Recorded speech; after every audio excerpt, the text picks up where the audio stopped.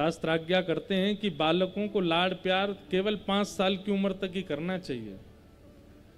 जैसे ही बालक 6 वर्ष की आयु के होने लग जाएं तो 10 वर्षानि ताड़येत, 5 वर्ष से लेकर के और 15 वर्ष की आयु जब तक ना हो जाए तब तक बालक पर ताड़ना मतलब मारना नहीं है। ताड़ना मतलब अपनी दृष्टि के सन्मुख रखें, उसकी एक एक क्रिया को ध्यानपूर्वक देखें। क्या खाता है, कब सोता है, कहाँ जाता है, क्या बोलता है, क्या सुनता है, क्या देखता है। और केवल 15 वर्ष की आयु तक माता पिता को उस पर शासन करना चाहिए। 5 वर्ष से लेकर 15 वर्ष तक के बालक पर अगर शासन किया जाए तो वो बालक बिगड़ेगा नहीं। प्राप्तेतु से वर्षे पुत्रम मित्र वदाचरे। इंद्र ने आकर के कहा, पिता गुरुस्त्वम जगतामधीशो दुरत्यः काल उपात्य दंड हिताय स्वेच्छा तनुभि समीह से। और देखते देखते ऐसे ही निकल जाएगा समय, कितनी तारीखें आएंगी, अब संसार नष्ट होगा, अब ये होगा, अब ऐसा होगा, अब ऐसा होगा। पर नहीं, जो प्रलय की वास्तविक तिथि जानते हैं, उत्पत्ति और प्रलय के जो कारणभूत हैं, व्यक्ति की गति और अगति के जो कारणभूत हैं। कई बार आपने कुंडली दिखवा दी, ब्राह्मणों से पूछ लिया, मुहूर्त देख के निकले, सब कार्य बिल्कुल बहुत संभल करके किया, लेकिन फिर भी कार्य असफल हो जाता है। और कई बार ना तो पंडितों से कुछ पूछा, ना आपने जन्म कुंडली दिखवाई, ना कुछ देखा, ना मुहूर्त देखा, ना समय देखा, ना कुछ, बस निकल गए। और ऐसे ही आपका कार्य इतना श्रेष्ठ हो गया कि जिसकी कोई गणना नहीं। गति और अगति के जो कारणभूत हैं, वेत्ति विद्याम अविद्याम च, जो विद्या मतलब ज्ञान और अविद्या यानी कि अज्ञान दोनों को जानते हैं। कौन किस भाव से ठाकुर जी को प्रणाम करता है उसके हृदय की सब जानते हैं। सवाच्यो भगवान थी, उनको भगवान कहते हैं। ऐसे भगवान की अब मैं लीला सुनाने जा रहा हूं। सुखदेव जी महाराज इसलिए रास पंचाध्याय के प्रारंभ में भगवान शब्द का प्रयोग करते हैं। ये कोई गली द्वापर तक प्रतीक्षा करो, द्वापर में राम जी कृष्ण बन के आएंगे तब मिलेंगे।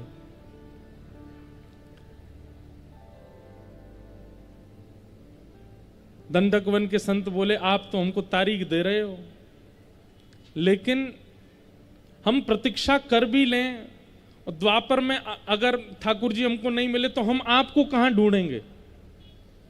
हनुमान जी बोले, वैसे तो चारों युग प्रताप हमारा, चारों युगों में हम कहीं ना कहीं तो रहेंगे, लेकिन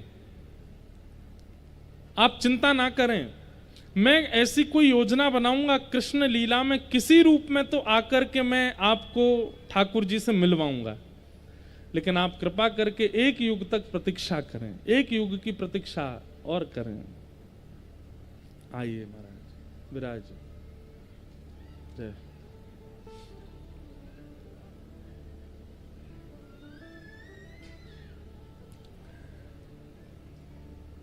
एक युग की प्रतीक्षा और करें, तब दंडक वन के सब संत मान गए और वही सब संत, वही सब श्रेष्ठ जन द्वापर युग में ब्रज की गोपी के रूप में प्रकट हुए। और ऐसा भाव वर्णन करते हैं कि प्रभु श्री राम ने विचार किया कि भाई राम रावण युद्ध में अनेक लोगों ने हमारी सहायता की, सबको हमने कुछ ना कुछ उपहार दिया, लेकिन हनुमान जी के लिए उपयुक्त उपहार हमको कोई दृष्टिगोचर नहीं होता। तब भरतलाल जी ने भगवान की पादुकाओं से निवेदन करके पूछा कि हनुमान जी को क्या उपहार देना चाहिए, क्योंकि 14 वर्ष तक अयोध्या की राज्य गद्दी पर भगवान श्री राम की पादुका ही विराजमान रही। भरतलाल जी उनसे ही निवेदन करते थे।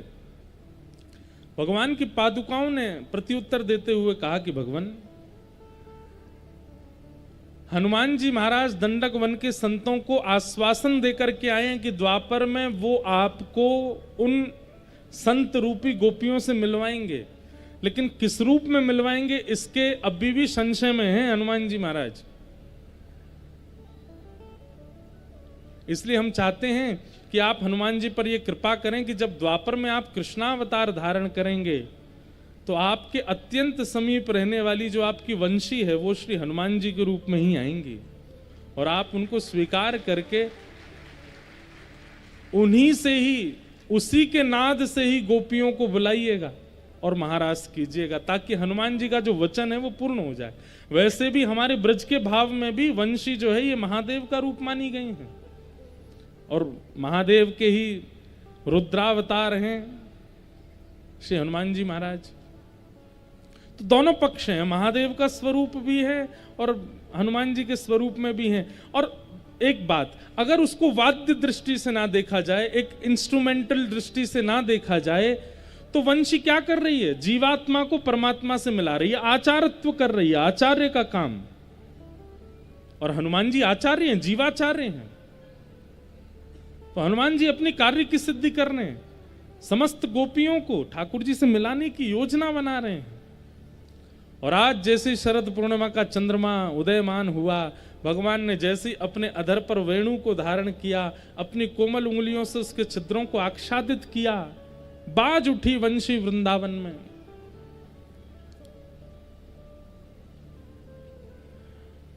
अब यहां पर आश्चर्य यह था कि कृष्ण प्रेम में उन्मुक्त जो गोपियां हैं, केवल उनको स्वर नहीं शब्द सुनाई दे रहा है, और बाकी जितने भी ब्रजवासी हैं सबको स्वर सुनाई दे रहा है। मतलब अब जैसे हमारे बेंजो वाले भैया बेंजो बजा रहे हैं, आपको स्वर सुनाई दे रहा है, शब्द नहीं, उसमें से शब्द नहीं प्रकट हो रहे हैं, स्वर प्रकट हो रहा है। लेकिन ठाकुर जी जब वंशी बजा रहे थे तो कृष्ण प्रेम में उन्मुक्त जो गोपियां थीं, उनको ऐसा लग रहा था मानो कोई शब्द से हमें पुकार रहा है। वेणु की ध्वनि वायुमंडल में भ्रमण करती हुई जाती और गोपी के कान में कहती, अरे चल गोपी, तेरी प्रतीक्षा कर रहा हूं मैं, जल्दी आजा। उसके कानों में शब्द सुनाई देता है, जगौ कलम बाम दृशाम मनोहरम।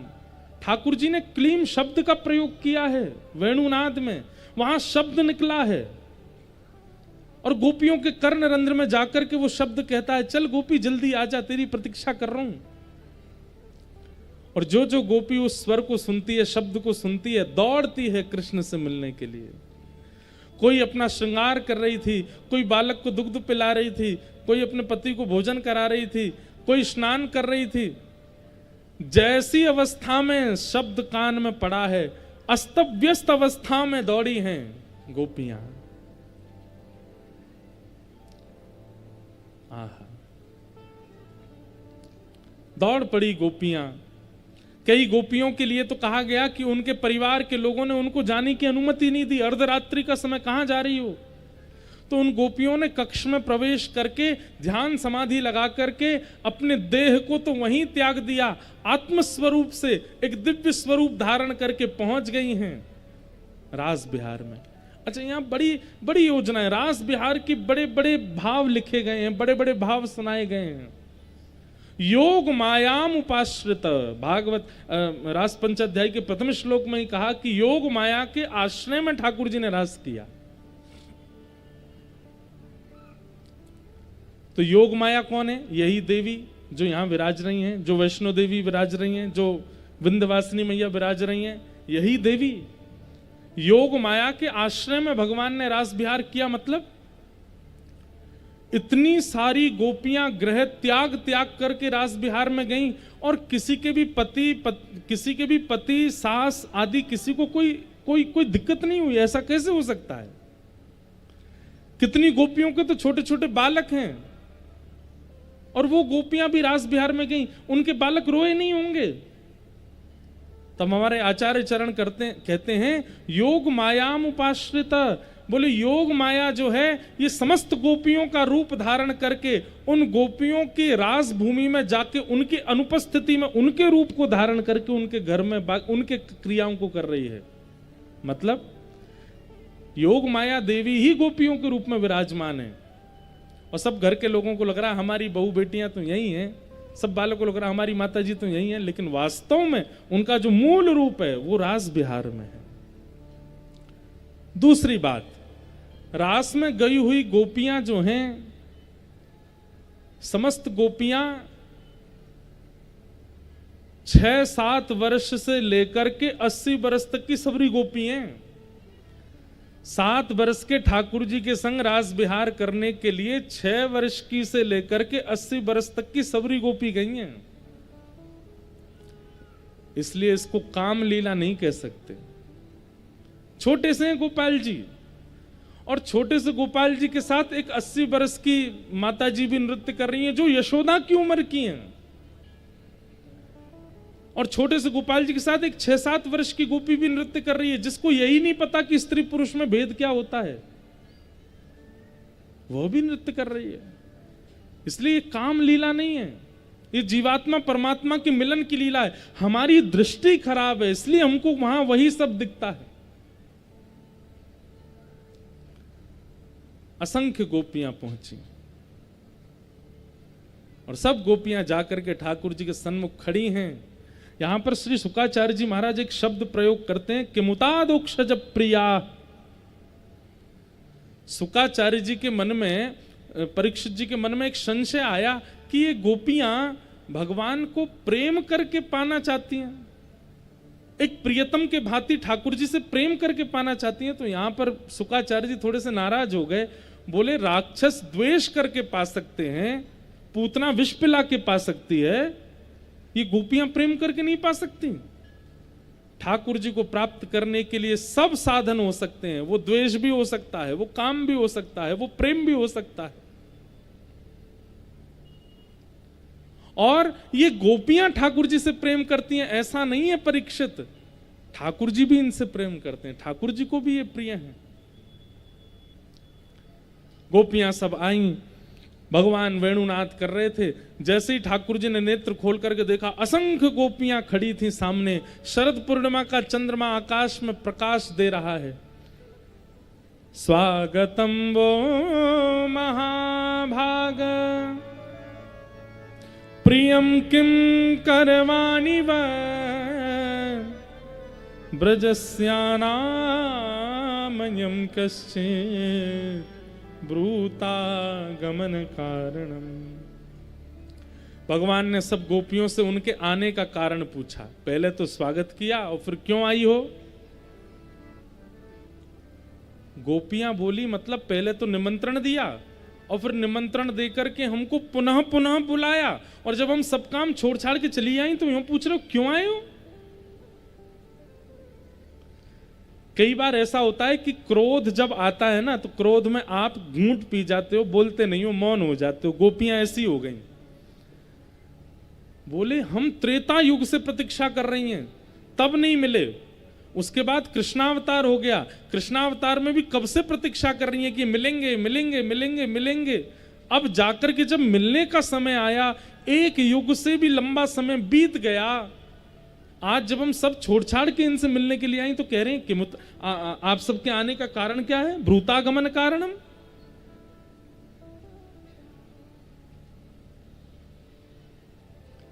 इनके नाटक ही खत्म नहीं हो रहे, मिले ही नहीं रहे अच्छे से, अब भी पूछ रहे हैं क्यों आई हो। भगवान ने यहां 10 श्लोकों में गोपियों को वापस घर जाने के लिए कहा। स्त्री धर्म क्या होता है उसके बारे में बताया। सास ससुर की सेवा करने से ये होता है, पति की सेवा करने से ये होता है, पर पुरुष की ओर दृष्टि डालने से भी ये पाप लगता है, आदि आदि भगवान सब समझा रहे थे गोपियों को। और जब बोलते बोलते ठाकुर जी थक गए, तब गोपियां बोली आपका हो गया, अब हम कुछ कहें। ठाकुर जी बोले हाँ बोलो। तब गोपियों ने प्रणय गीत गाया। मैवं विभोरहति भवान गदितुम नृशंसम संत्यज्य सर्व विषयांस्तव पादमूलम भक्ता भजस्व दुर्वाग्रहमात्यजास्मान् देवो यथादि पुरुषो भजते मुमुक्षुन्। ठाकुर जी, एक भक्त को भगवान की प्राप्ति करने में कितनी पीड़ा होती है ये भक्ति जानता है।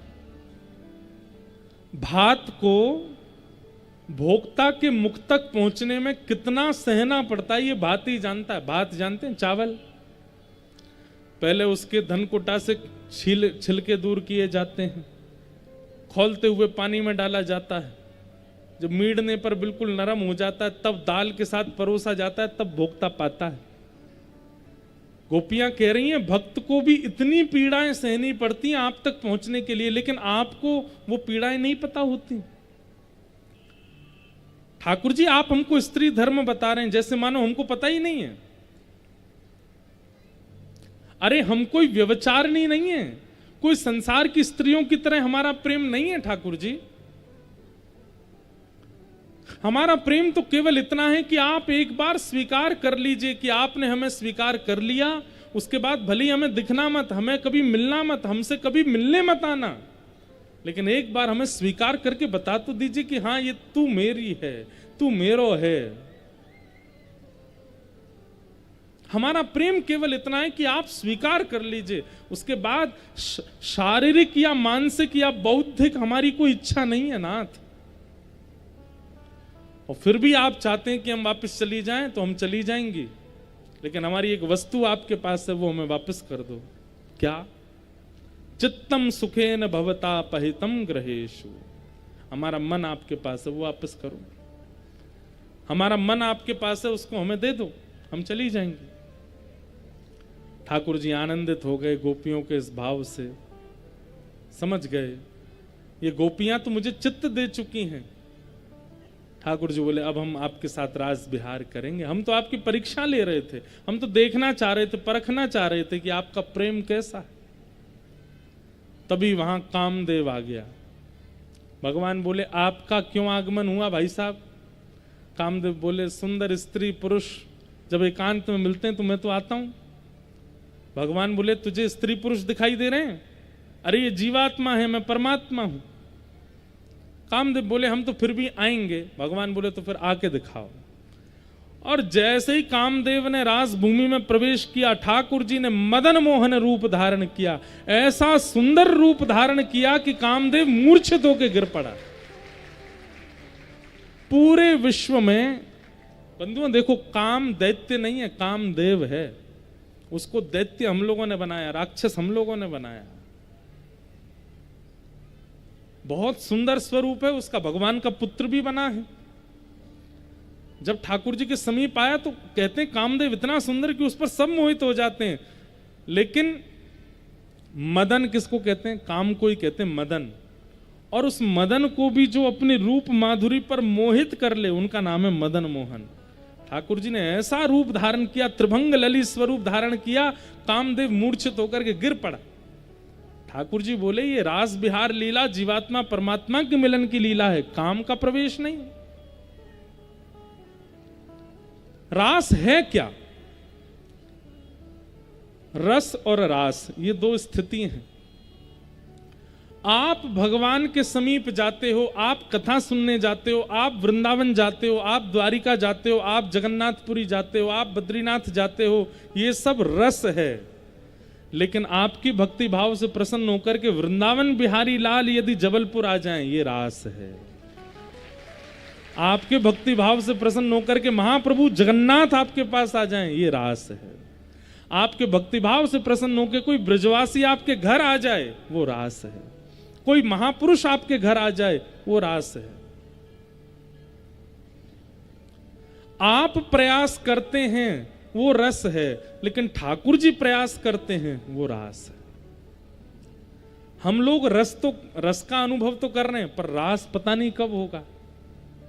मैं एक बात कथा में कहा करता हूं कि हम सब तो हैं गुल्ला। कौन है? गुल्ला। और कथा क्या है? रस। ये रस में खूब डुबाया करो अपने आप को। इतना डुबाओ, इतना डुबाओ, इतना डुबाओ कि आपका एक भी अंग बिना रस के रह ना जाए, तो आप क्या बन जाओगे? और जब रसगुल्ला बन जाओगे तो ठाकुर जी काउ देना भोग लगावे आ जाएंगे आपके पास, वही रास हो जाएगा।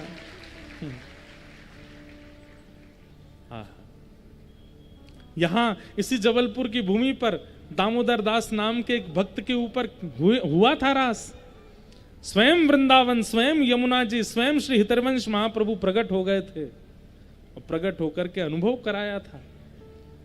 इसलिए जबलपुर की भूमि तो पहले से रास की अधिकारिणी है। आप लोगों को थोड़ा प्रयास करने की आवश्यकता है, रास तो हो जाएगा। ठाकुर जी आपके लिए आ जाएंगे यहां पर।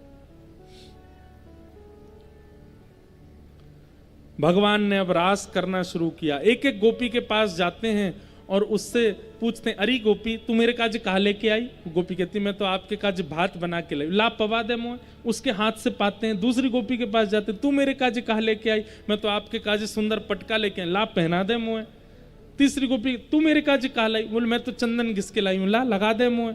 मतलब एक एक गोपी के समीप जाकर के ठाकुर जी उसके प्रेम को स्वीकार कर रहे हैं।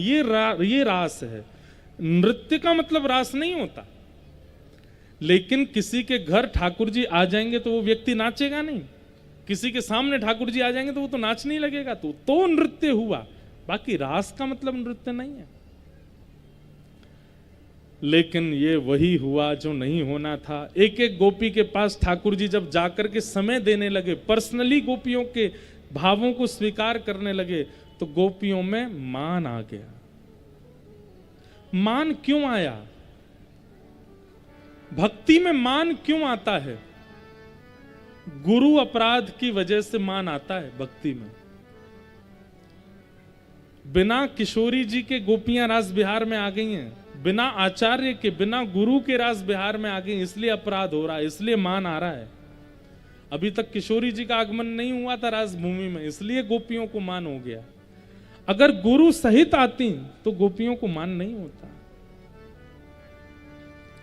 और जैसे ही गोपियों को मान हुआ, अरे त्रिभुवन सुंदर कृष्ण और विश्व सुंदरी हम गोपियां, ये हमारे रूप पर मोहित होकर के कभी हमारी गोद में लेट जाते हैं, कभी हमारे हाथ से पूड़ी पाते हैं, कभी हमारे हाथ से जल पीते हैं, कभी हमसे चंदन लगवाते हैं। ठाकुर जी बोले, अच्छा तुम्हारे रूप पर मोहित होकर के कर रहा हूं मैं? ठाकुर जी बोले, ये मान मुझे प्रिय नहीं है। और जैसे ही गोपियों को मान हुआ, रास भूमि के मध्य से ठाकुर जी अंतर ध्यान हो गए। और अंतर ध्यान श्री कृष्ण को खोजने के लिए गोपियां यत्र तत्र भटकती हुई जैसे ही यमुना तट पर पहुंची, तब वहां किशोरी जी प्राप्त हुई। और यहां गोपियों ने किशोरी जी से निवेदन किया, हे सुन राधिका दुलारी, तेरे द्वार का भिखारी, श्याम का पुजारी, पीड़ा है हमारी हमें, श्याम ना मिला हमें, श्याम ना मिला हमें, श्याम ना मिला हमें, श्याम ना मिला। हम सोचते थे कान्हा कहीं कुंजन में होगा, सोचते थे कान्हा कहीं कुंजन में होगा। हो अभी तो मिलन का हमने सुख नहीं भोगा, अभी तो मिलन का हमने सुख नहीं भोगा। सुन के प्रेम की परिभाषा, सुन के प्रेम की परिभाषा, मन में बंधी थी जो आशा, मन में बंधी थी जो आशा हुई रे निराशा झूठी, दे गया दिलाशा हमें, श्याम ना मिला हमें, श्याम ना मिला। हे सुन राधिका दुलारी, सुन राधिका दुलारी, तेरे द्वार का भिखारी, तेरे द्वार का भिखारी, हूँ मैं श्याम का पुजारी, पीड़ा है हमारी हमें, श्याम ना मिला हमें, श्याम ना मिला हमें, श्याम ना मिला हमें, श्याम ना मिला। गोपियों ने गोपी गीत गाया। जयति तेधिकम जन्म ना ब्रजः, श्रयत इंदिरासस्वदत्र ही। गोपियों ने किशोरी जी की कृपा से गोपी गीत गा करके ठाकुर जी की मानो एक तनिक सी व्याज स्तुति जैसे कि कभी कभी तो स्तुति करती हैं, कभी कोई व्यंग करती हैं, फिर कोई स्तुति करती हैं, फिर कोई व्यंग करती हैं। इस प्रकार गोपियों ने गोपी गीत गाया। लेकिन गोपी गीत गाते गाते जैसे ही गोपी गीत के विश्राम में हृदय भर आया गोपियों का, और तासामाविर्भूत सौरी स्मयमाय मुखाम्भुज, पीतांबर श्रगवी साक्षान मनमथ मनमथ, रुरुदुः स्वस्वरम राजन कृष्ण दर्शन लाल सा। गाते गाते गाते जब गोपियों के नेत्रों से अश्रु प्रपात होने लगा, प्रेम विगलित जब हृदय होने लगा, गोपियों के अश्रुबिंद देख करके ठाकुर जी स्वयं को रोक नहीं पाए, और पीतांबरी पहन करके श्री श्याम सुंदर पुनः रास मंडल में जो अंतर ध्यान हुए थे पुनः प्रकट हो गए। बोल रास रासेश्वर भगवान की। ठाकुर जी अंतर ध्यान हुए थे, लेकिन गोपियों की करुण पुकार से पुनः प्रकट हो गए। दो कारण हैं। पहला तो अब आचार्य युक्त हो गई हैं, किशोरी जी साथ में है। गुरु सहित जब पुकार की जाती है, गुरु की आज्ञा से जब पुकार की जाती है, तो गुरु आपको सुरक्षित पुकार करने का भाव बताता है। ठाकुर जी उससे प्राप्त होते हैं। और दूसरा, गोपियों ने जिस करुण भाव से गोपी गीत में ठाकुर जी को पुकारा है, बुलाया है और जो निवेदन किया है, उन सब भावों से ठाकुर जी अति प्रसन्न हो गए।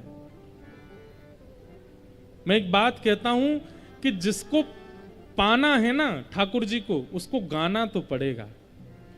बिना गाए ठाकुर जी मिलेंगे नहीं। इसका मतलब ये नहीं कि कंठ अच्छा होना चाहिए, बहुत अच्छी स्वर लहरियां होनी चाहिए। गाना मतलब केवल गाओ, केवल पुकारो, केवल बुलाओ, बिना गाए नहीं मिले। जिसने भी पाया गा के पाया ठाकुर जी को। गोपियों ने गोपी गीत गाया और ठाकुर जी प्रकट हो गए। सब गोपियों ने ठाकुर जी को पकड़ लिया, बोले हाथ छुड़ाए जात हो निर्बल जान के मोए, हृदय से जब जाओगे तब जवर कहूंगी तोए। हाथ छुड़ा के तो चले गए थे, लेकिन ठाकुर जी आप तो हमारे हृदय में बैठे हो, अब हम आपको जाने नहीं देंगे। हाथ पकड़ लिया ठाकुर जी का। और यहां थोड़ा संवाद हुआ गोपियों का और ठाकुर जी का। ठाकुर जी ने कहा, हम तो आप सबके प्रेम के ऋण के ऋणी हैं, उससे कभी ऋण नहीं हो पाएंगे। और अब ठाकुर जी ने महारास किया। जितनी गोपी हैं उतने श्याम सुंदर हो गए। पहले एक ही कृष्ण थे, अनेक गोपियां थीं। अब जितनी गोपी उतने श्याम सुंदर प्रकट हो गए, और वृंदावन में यमुना पुलिन पर महारास हो रहा है। जैसे ही महारास प्रारंभ हुआ, आपके मध्य प्रदेश में विराजमान महाकाल भगवान अपने त्रिशूल डमरू उठाए दौड़े वृंदावन की ओर। बोले महारास हो रहा है, इसमें तो हम भी जाएंगे। जैसे ही वृंदावन की सीमा में प्रवेश किया, गोपियों ने द्वार रोक दिया, बोले बाबा कहां जा रहे हो? महादेव बोले हम शंकर जी हैं, सब हमको भोले बाबा कहते हैं। आप गोपियां बड़ी भोली हैं, हमारा मार्ग कोई रोकता नहीं है, लेकिन आपने रोक दिया है। गोपियां बोली नहीं, हम आपको भली भांति जानती हैं, आप महादेव हो। लेकिन भगवान भीतर रास विहार चल रहा है, और रास विहार में केवल एक ही पुरुष का अलाव है, श्री कृष्ण। उनके अलावा सब गोपी हैं, और किसी पुरुष को भीतर जाने की अनुमति नहीं है। आपको यदि भीतर जाना है तो पहले गोपी बन के आओ। गोपी मतलब कौन? गोपी मतलब श्रृंगार से गोपी नहीं। नेत्र कृष्ण को देखना चाहे, नासिका कृष्ण को सूंघना चाहे, जिह्वा कृष्ण का आस्वादन करना चाहे, कान कृष्ण को सुनना चाहे, हाथ स्पर्श करना चाहे, पैर नृत्य करना चाहे, मतलब इस देह की और कोई कामना ही नहीं है, केवल कृष्ण है।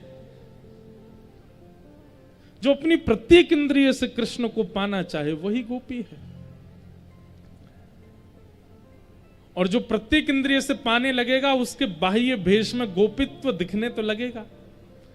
महादेव ने तुरंत अपना कमंडल आगे किया, भिक्षाम देहि माते। अन्नपूर्णा मैया प्रकट हो गई भिक्षा लेकर के। महादेव ने कमंडल पीछे किया, अन्न की भिक्षा नहीं, आज अपने श्रृंगार की भिक्षा दो। और अन्नपूर्णा मैया ने महादेव का गोपी स्वरूप धारण कराया। नाक में नथनी पहनाई, कानन में कुंडल पहनाए, आंखन में काजल लगायो, जटा खोल करके केश बना दिए, सर्प बिच्छू आदि जो पहन रखे सबको कहा तुम सब लोग जाओ। सुंदर गहने पहनाए, लहंगा पहनायो, हाथन में चूड़ी पहनाई, हाथन में महावर लगायो। जैसी चुनरी पहनाई, वृंदावन में यमुना तट पर प्रकट हो गए। बोलो गोपेश्वर महादेव की। महादेव गोपी बन करके आए, और जैसे ही गोपी बनकर के पधारे, गोपियां बोली पहले मुख दिखाना पड़ेगा। महादेव बोले जिसके लिए सजे हैं वही देख सकता, हमको और कोई नहीं देख पाएगा। गोपी बोली नहीं नहीं, रूप तो दिखाना पड़ेगा। महादेव ने जैसे ही घूंघट ऊपर किया, आहा, ध्याये नित्यम महेशम रजत गिरि निभम चारु चंद्रावतंसम। आज ये वाला स्वरूप है ही नहीं ठाकुर जी का। आज त्रिनेत्रों में काजल लगा है, होठों पर लालिमा लगी है, कानन में कुंडल पहने हैं, आहा, मांग में सिंदूर भरो है, सुंदर चंदन की पत्रावली करी है, गले में सुंदर हार पहने, हाथन में कड़ूला पहने हैं, और बताएं साथ में मूछन पे इत्र लगो भयो है। पामन में कड़ूला पहने, दम दम करके महादेव गोपी बन गए हैं। गोपियां तो वहीं देख करके मूर्छित हो गई। महादेव बोले हम तो पहले ही कह रहे थे जिनके लिए तैयार हुए वही देख सकते हैं, और कोई मत देखो। इतने में ही भीतर रास विहार कर रहे ठाकुर जी ने देखा, अरे देवादिदेव महादेव पधारे हैं। दौड़ करके गए, महादेव का हाथ पकड़ करके लाए। महादेव को रास में नृत्य करता देख ब्रह्मा जी के मन में इच्छा हुई मैं भी जाऊं। 4 मुख वाली गोपी बन करके ब्रह्मा जी आए, इंद्र आए, सनकादि आए, नारद जी आए, सब देवी देवता आए हैं, सब गोपी बन करके। और वृंदावन में यमुना तट पर रास विहार हो रहा है। राधा नाचे, कृष्ण नाचे, नाचे गोपी जन। राधा नाचे, कृष्ण नाचे, नाचे गोपी जन। ओ राधा नाचे, कृष्ण नाचे, नाचे गोपी जन। ओ राधा नाचे, कृष्ण नाचे, नाचे गोपी जन। क्योंकि मन मेरा बन गया सखी रे पावन वृंदावन। क्योंकि मन मेरा बन गया सखी रे पावन वृंदावन। ओ राधा नाचे, कृष्ण नाचे, नाचे गोपी जन। ओ राधा नाचे, कृष्ण नाचे, नाचे गोपी जन। ओ राधा नाचे, कृष्ण नाचे, नाचे गोपी जन। ओ राधा नाचे, कृष्ण नाचे, नाचे गोपी जन। ओ मन मेरा बन गया सखी रे पावन वृंदावन। ओ मन मेरा बन गया सखी रे पावन वृंदावन। ओ रास रचो है, रास रचो है, आज यमुना किनारे महारास रचो है, रास रचो है, रास रचो है, यमुना किनारे महारास रचो है। ओ रास रचो है, रास रचो है, आज यमुना किनारे महारास रचो है, रास रचो है, रास रचो है, यमुना किनारे महारास रचो है। ओ वंशी वट पे यमुना तट पे कान्हा रास रचावे, वंशी वट पे यमुना तट पे कान्हा रास रचावे। ओ गोपी बन के शंकर आए, गोपेश्वर कहलाए, गोपी बन के शंकर आए, गोपेश्वर कहलाए। ओ डम डम डमरू बाजे कान्हा की मुरली पे, डम डम डमरू बाजे कान्हा की मुरली पे।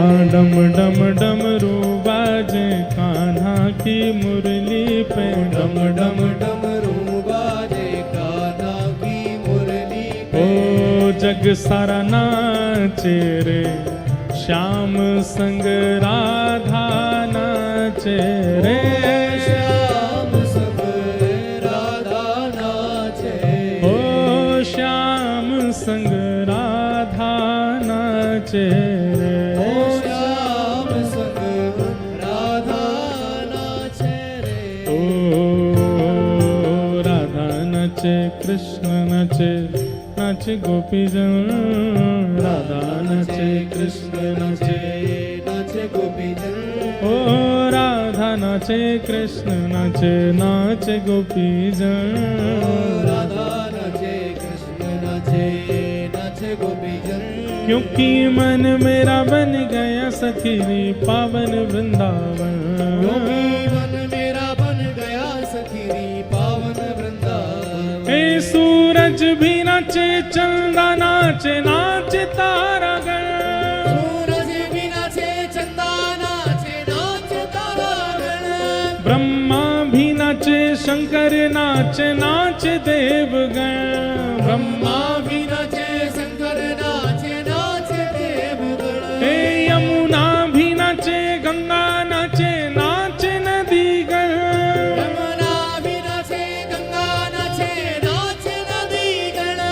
यमुना भी नाचे, गंगा नाचे, नाचे नदीगण, यमुना भी नाचे, गंगा नाचे, नाचे नदीगण। क्योंकि मन मेरा बन गया सखी पावन वृंदावन, मन मेरा बन गया सखी पावन वृंदावन। ओ मन मेरा बन गया सखी पावन वृंदावन। मन मेरा बन गया सखी पावन क्यों? वृंदावन। ओ रास रचो है, रास रचो है, आज यमुना किनारे महारास रचो है, रास रचो है, रास रचो है, यमुना किनारे महारास रचो। बोल रास राशेश्वर भगवान की।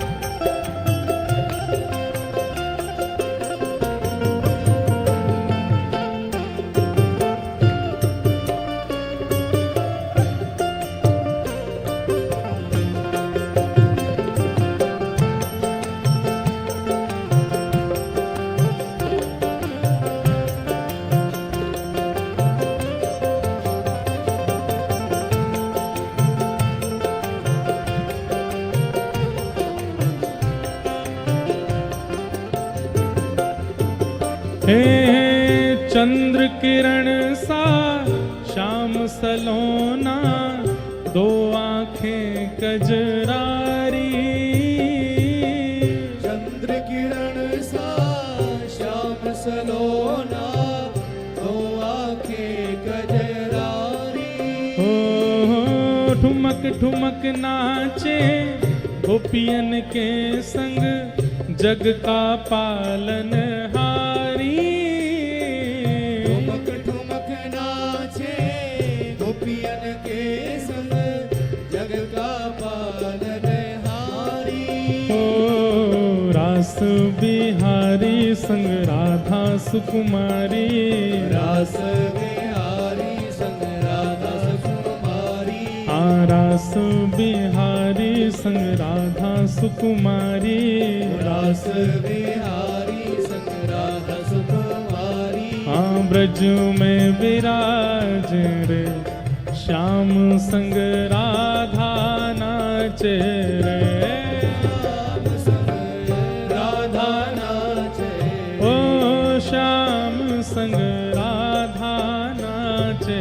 ओ श्याम संग राधा नाचे। हाँ श्याम संग राधा नाचे।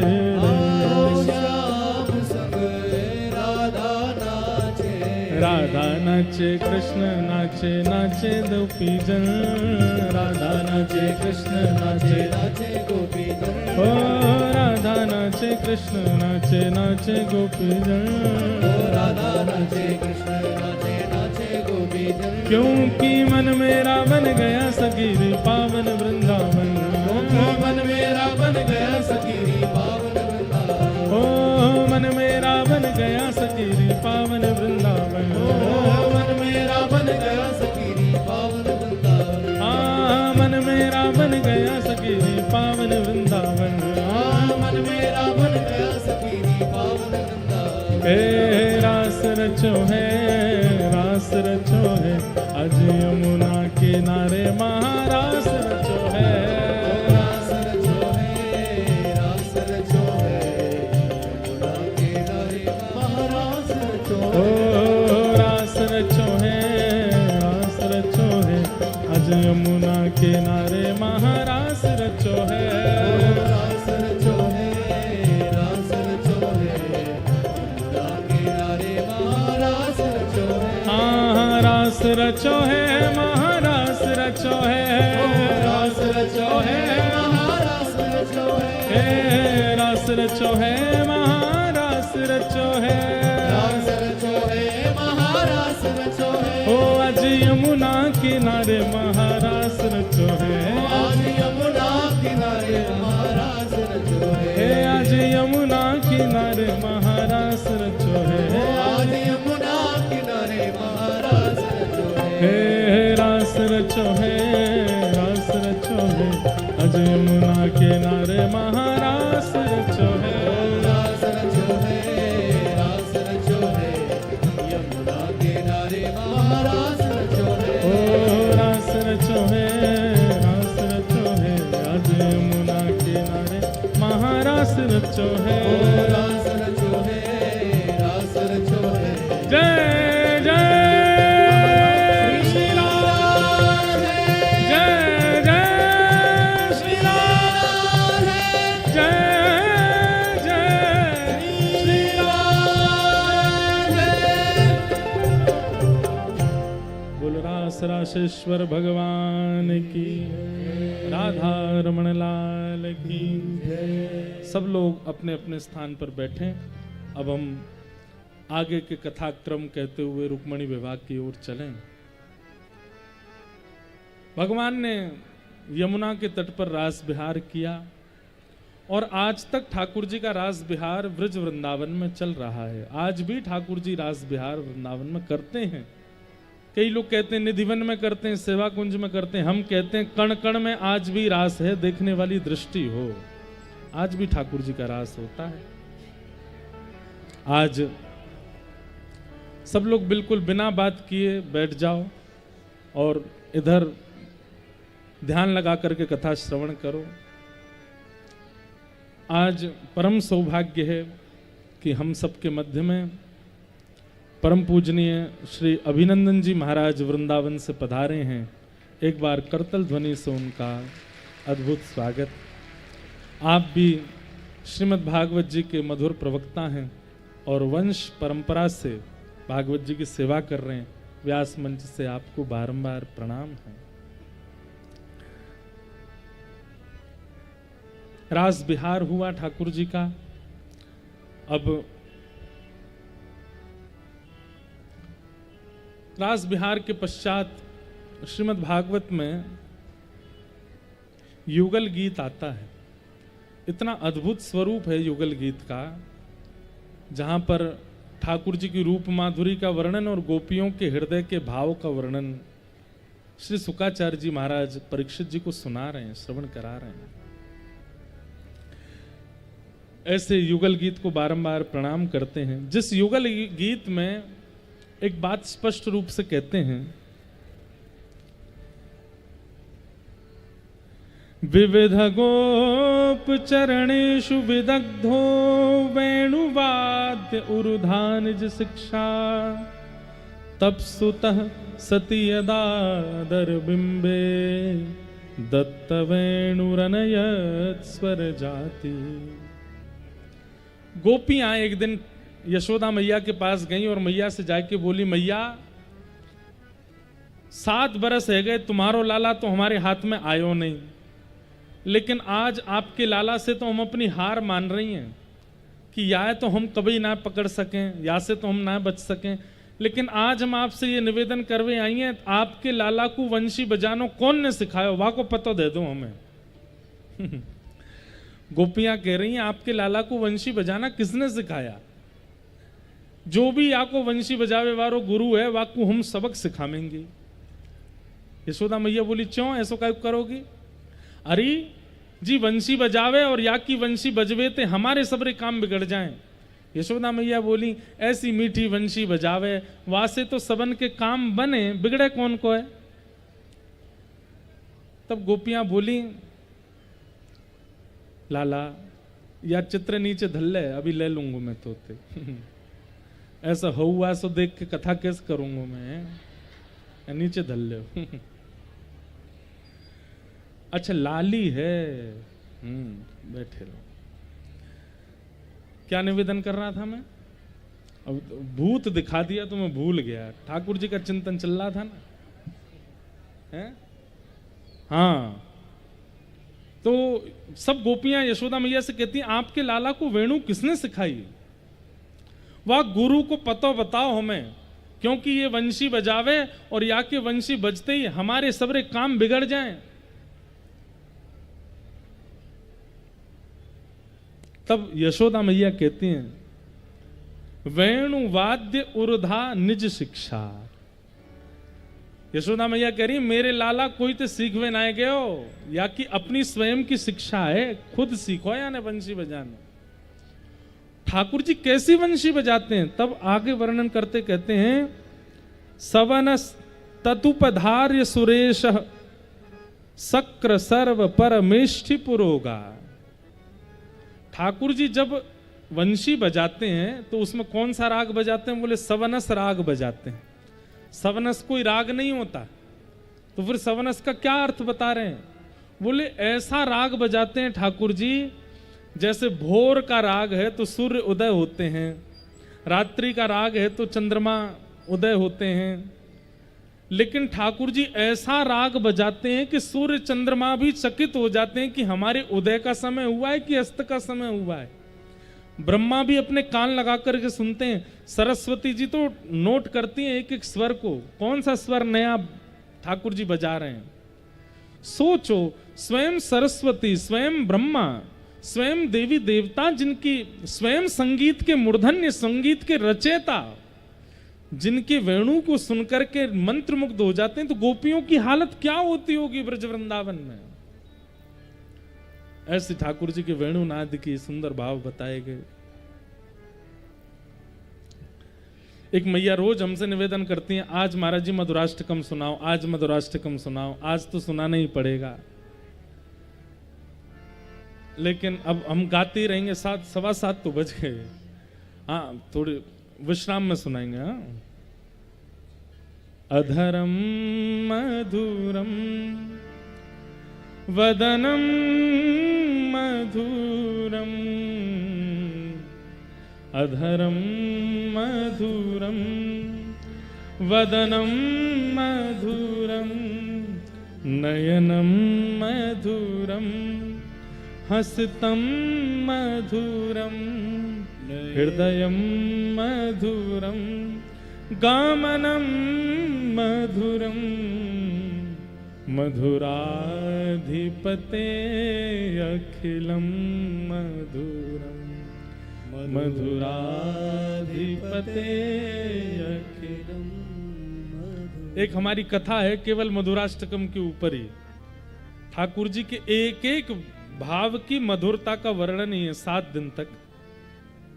अधरम मधुरम मतलब कितना भी सुंदर व्यक्ति आपके सामने प्रस्तुत कर दिया जाए और आपको 2 घंटे का समय दिया जाए कि इसमें कमियां ढूंढ के बताओ, तो अत्यंत सुंदर व्यक्ति में भी आप 100 कमियां 2 घंटे में ढूंढ लेंगे।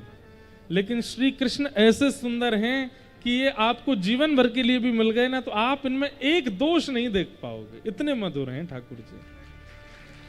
अरे वमितम मधुरम शमितम मधुरम, अब इसका कई भावों का अर्थ तो इसमें ऐसे है कि ठाकुर जी कई बार सेव खाते हैं या कोई फल खाते हैं, तो फल खाने के बाद जो फल चबाते चबाते जो उसका उच्छिष्ट रह जाता उसको जब मुख से निकालते हैं, कोई व्यक्ति चबा करके अपनी वस्तु निकाले तो शोभनीय लगती है, अशोभनीय लगती है। लेकिन कहते हैं ठाकुर जी जब चबा करके चबाया हुआ पान भी अगर मुख से निकालते हैं ना तो वो भी मधुर लगता है। मधुराधिपते अखिलम मधुरम, वचनम मधुरम चरितम मधुरम, वसनम मधुरम वलितम मधुरम, चलितम मधुरम भ्रमितम मधुरम, मधुराधिपते अखिलम मधुरम, मधुराधिपते अखिलम मधुरम। वेणु मधुरो रेणु मधुर, पाणि मधुरौ पादौ मधुरौ, नित्यं मधुरं सख्यं मधुरं, नित्यं मधुरं सख्यं मधुरं, मधुराधिपते अखिलं मधुरं, मधुराधिपते अखिलं मधुरं। लेकिन एक बात, एक छोटी सी कथा सुनाएं। आज कल तो विश्राम है कथा का, 8 बजे से कथा शुरू है, सुबह 7 बजे आ जाना। लेकिन ऐसा मत करना बिना नहाए धोए आ जाओ। हमारे ब्रज वृंदावन में एक बार मैं मंगला आरती करने गया तो एक माता जी मेरे बगल में मंगला दर्शन कर रही थी। तो ऐसे ही बड़ी बुजुर्ग माता थी तो मैं थोड़ा विनोद में उनसे बोला, मैया नींद ना आवे, हमारे सवेरे सवेरे लाला परेशान करवे आ जाओ। अरे ना मैं तो रोज मंगला करूं, मैं 20 बरस की तब से मंगला कर रही हूं, आज 80 बरस की है गई। मैंने अच्छा मैया एक बात बताओ। बोले कहा, मैंने नहा के आओ कि नहीं नहा के आओ? तो मैं तो बोली मैं तो नहा के आऊं, ऐसे ही आ जाऊं, उठ के सीधे अपनी आंखन ने मीड़ के साड़ी पहन के आ जाऊं। मैंने कहा अरे मैया कैसो दोस्त तुम पे लगेगा हैं, सवेरे सवेरे मंगला में बिना नहाए धोए आ गई। तो क्या उत्तर देती हैं? बोले ठाकुर कौन सा नहाए हो, ये तो बिना नहाए धोए हैं। बोले ये अब दर्शन दे के नहावे जाएंगे तो हम भी दर्शन करके नहावे जाएंगे। जय हो मैया। मैंने कि अच्छा एक अंतिम बात बताओ। बोले कहा, मैंने कि 20 साल की उम्र से अब तक बिना नहाए ही मंगला करी तुमने? बोले हाँ, एक भी बार नहा के नहीं आई। मैं जय हो मैया, तुम्हारे पाम पूजो। आप सब ऐसा मत करना, नहा धो के आना सुबह। हाँ 7 साढ़े 7 बजे आ जाना, 8 बजे से कथा होगी। अब आज तो हम अब रुक्मणी विवाह की ओर प्रस्थान करेंगे। जो जो भाव है, भाव तो इतने भागवत जी के, और हम में एक दोष है, हमको ज्यादा प्रतिबंधित में कथा हमसे होती नहीं है।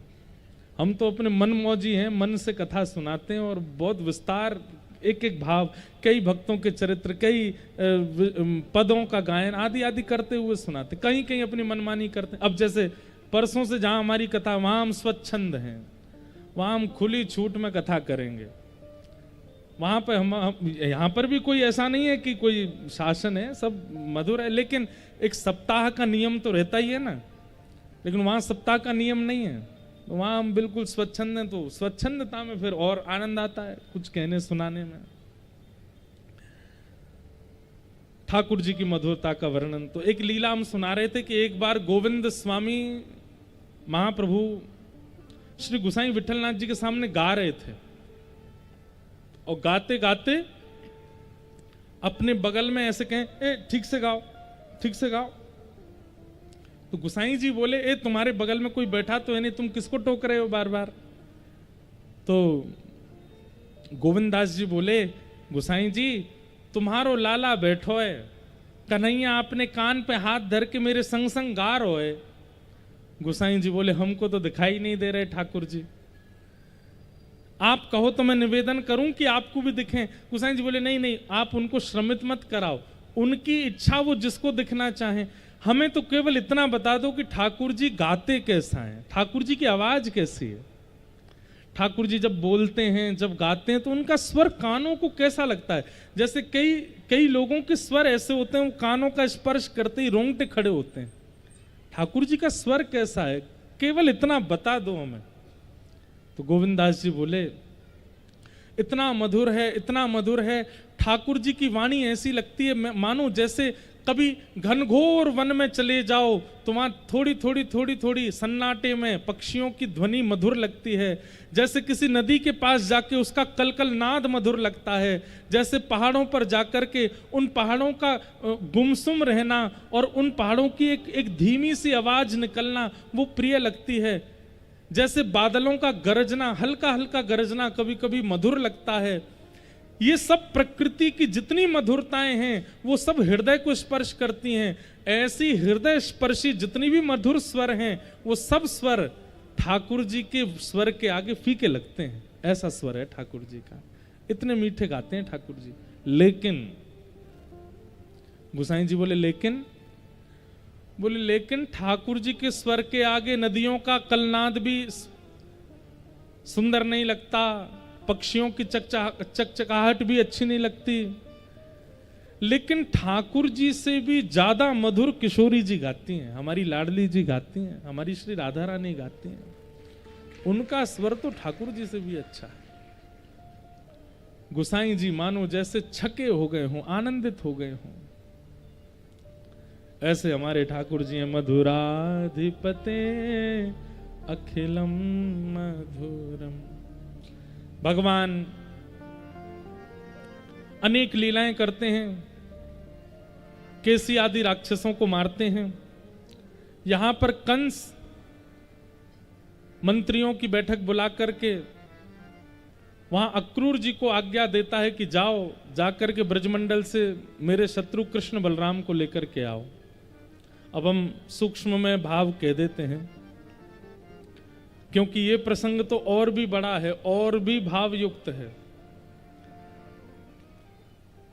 एक कथा हुई थी हमारी कुछ दिन पहले चंडीगढ़ में, और वहां हमने 2 दिन तक उद्धव गोपी संवाद कहा, और 2 दिन तक बस ऐसे ऐसे भाव प्रकट। उसमें भी उद्धव गोपियों का संवाद शुरू हुआ ही नहीं। 2 दिन में भी उद्धव जी मथुरा से वृंदावन आए, बस उसी में इतनी करुणता, उसी में इतनी मधुरता, उसी में इतने भाव छिपे हुए हैं, कहां तक कहें।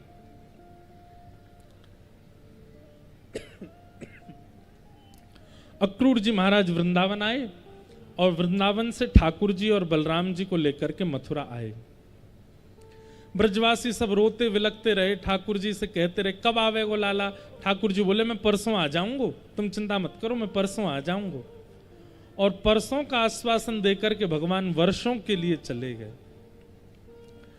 मथुरा जाकर के ठाकुर जी ने कुबल्यापीड़ हाथी का वध किया। शंकर जी का धनुष वरदान में मिला था कंस को, उस धनुष पर प्रत्यंचा चढ़ा करके ठाकुर जी ने उस धनुष का भंजन कर दिया।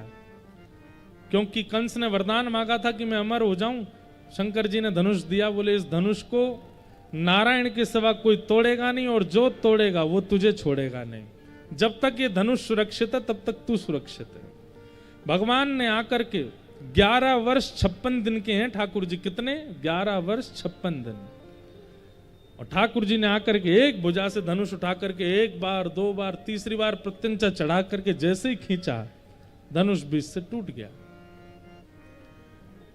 कंस को आवाज आई जोर की, बिजली कड़क रही है पृथ्वी पर, जैसे मानो भूकंप जैसी स्थिति हो रही है। कंस को पता चल गया कि धनुष टूट गया। बड़े बड़े मल्लों को भेज दिया द्वार पर।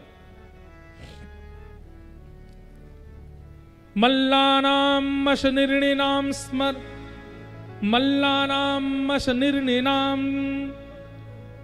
मल्लों को जब देखते हैं, मल्ल जब भगवान को देखते हैं तो उनको ऐसा लगता है कि जैसे मानो कोई बहुत बड़ा पहलवान चला आ रहा है। मल्लानाम निर्णिनाम नरवर स्त्रीणाम स्मरो मूर्तिमान।